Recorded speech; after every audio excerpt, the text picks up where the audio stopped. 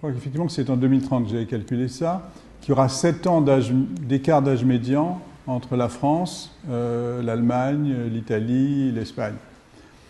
Donc, c'est considérable, hein, un écart de 7 ans d'âge médian.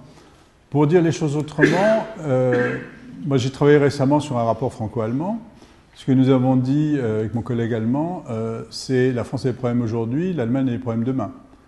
Et l'Allemagne s'est très peu occupée de ces problèmes, des problèmes qui viennent. Hein.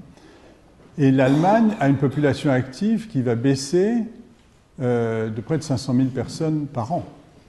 Donc pour simplement maintenir sa population active, l'Allemagne va devoir importer près de 500 000 personnes par an.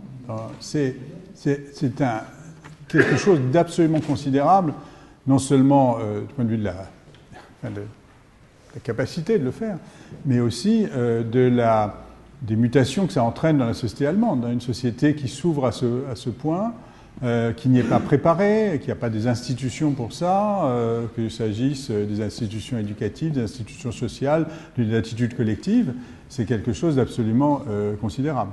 Or, quand on parle à des responsables allemands, ils vous disent assez facilement, c'est ça qu'il faut qu'on fasse. C'est ça qu'il faut qu'on fasse, il faut qu'on change profondément d'attitude et qu'on accepte de s'ouvrir bien davantage. Bon.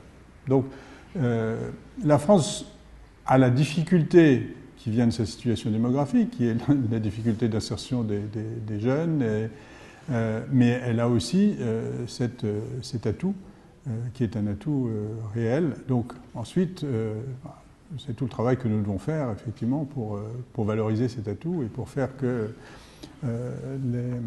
cette dynamique démographique, c'est effectivement quelque chose qu'on traduit en termes d'opportunités d'emploi, de qualification, de développement des connaissances scolaires et postscolaires.